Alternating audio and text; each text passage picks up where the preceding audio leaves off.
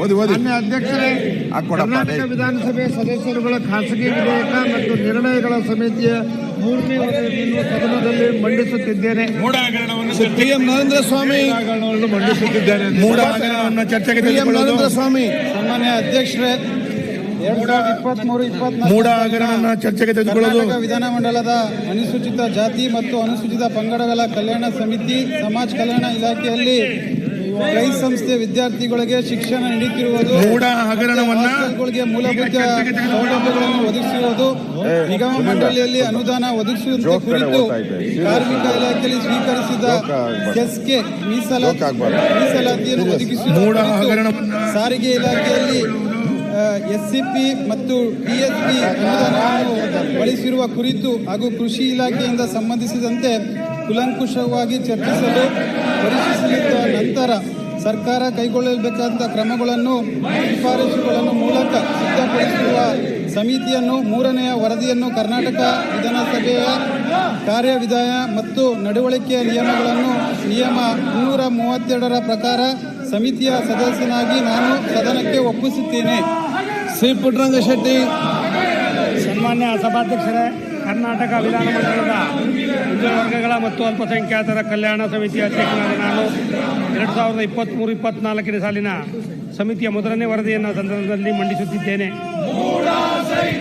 ಈಗ ಅರ್ಜುನ್ ಒಪ್ಪಿಸುವುದು ರುದ್ರಪ್ಪ ಬಲಮಾನಿ ಅವರು. ನನ್ನ ಹೆಸರಿನ ಮುಂದಿರುವ ಅರ್ಜಿಗಳನ್ನು ಸದನಕ್ಕೆ ಒಪ್ಪಿಸುತ್ತಿದ್ದೇನೆ. ಈಗ ಚುನಾವಣೆ ಪ್ರಸ್ತಾವನೆ. ಮಾನ್ಯ ಅಧ್ಯಕ್ಷರೇ, ವಿಧಾನಮಂಡಲದ ವಿಧಾನಸಭೆಯ ವಿವಿಧ ಸ್ಥಾಯಿ ಸಮಿತಿಗಳ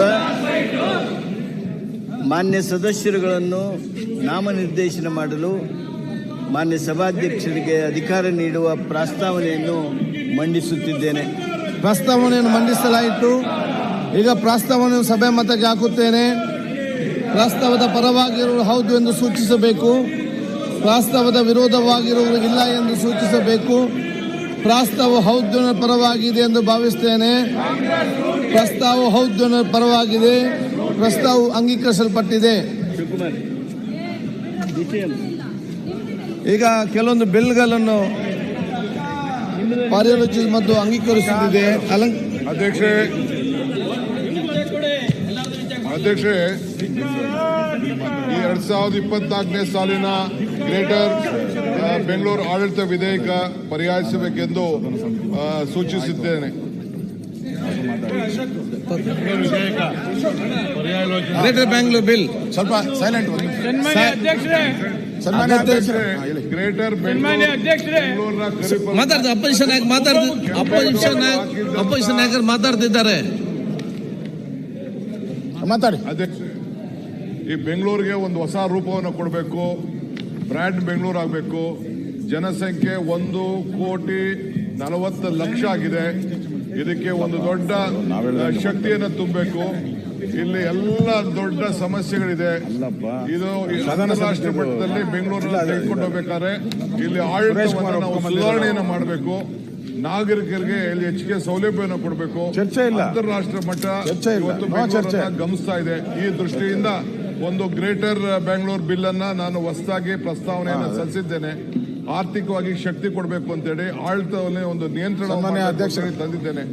ಈ ವಿಚಾರದಲ್ಲಿ ತಾವು ಅನುಮತಿಯನ್ನು ಕೊಟ್ಟಿದ್ದೀರಿ. ನಾನು ಇನ್ನು ಅನೇಕ ವಿಚಾರಗಳನ್ನ ಬೆಳಕಿಗೆ ಚೆಲ್ಲಕ್ಕೆ ತಯಾರಿದ್ದೇನೆ. ಪ್ರತಿಪಕ್ಷ ಮಾತಾಡ್ಲಿಕ್ಕೆ ಇಂಪಾರ್ಟೆಂಟ್ ಇದು. ಬೆಂಗಳೂರನ್ನ ಛಿದ್ರ ಮಾಡುವಂತದ್ದು ಇದಕ್ಕೆ ಸದನ ಸಮಿತಿ ಮಾಡಬೇಕು. ಎಲ್ಲ ವಿಧಾನಸಭೆ ವಿಧಾನ ಪರಿಷತ್ ಎಲ್ಲರೆಲ್ಲ ಮಾಡಿದ್ರೆ ಬೆಂಗಳೂರಿಗೆ ಒಂದು ರೂಪ ಕೊಡೋಕ್ಕಾಗ್ತೈತೆ. ಯಾರೋ ಒಂದು ಅಧಿಕಾರಿ ಕೊಟ್ಟಿರೋದನ್ನ ವರದಿಯನ್ನು ತಗೊಂಡು ನೀವು ಮಾಡಿದ್ರೆ ಬೆಂಗಳೂರಿಗೆ ಕಂಟಕ ಬರುತ್ತೆ.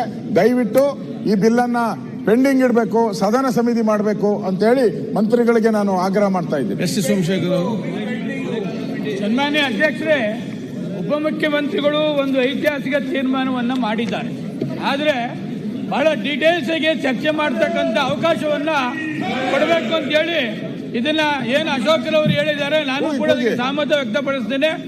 ಸದನ ಸಮಿತಿ ಮಾಡುವ ಮುಖಾಂತರ ಬೆಂಗಳೂರಿನ ಎಲ್ಲ ಶಾಸಕರು ವಿಧಾನ ಪರಿಷತ್ ಸದಸ್ಯರನ್ನ ಈ ಕಮಿಟಿಗೆ ಸೇರಿಸಿ ಬಹಳ ವಿಶೇಷವಾಗಿ ಚರ್ಚೆ ಮಾಡಬೇಕು ಅಂತ ಹೇಳಿ ತಮ್ಮ ಮುಖಾಂತರ ಉಪಮುಖ್ಯ ಮುಖ್ಯಮಂತ್ರಿಗಳನ್ನ ಕೇಳಕ್ಕೆ ಬಯಸ್ತೇನೆ. ಓಕೆ, ಈಗ ಅವ್ರು ಸಲಹೆ ಕೊಟ್ಟಿದ್ದಾರೆ. ನಿಮಿಷ ಸ್ವಲ್ಪ ಇರಪ್ಪ, ಕೆರ್ಚಕ್ಕೆ ಟೈಮ್ ಇದೆ. ಇನ್ನ ಇಂಪಾರ್ಟೆಂಟ್ ವಿಚಾರ, ಅಪೋಸಿಷನ್ ಲೀಡರು ಎದ್ದು ನಿಂತವ್ರೆ. Is on the table.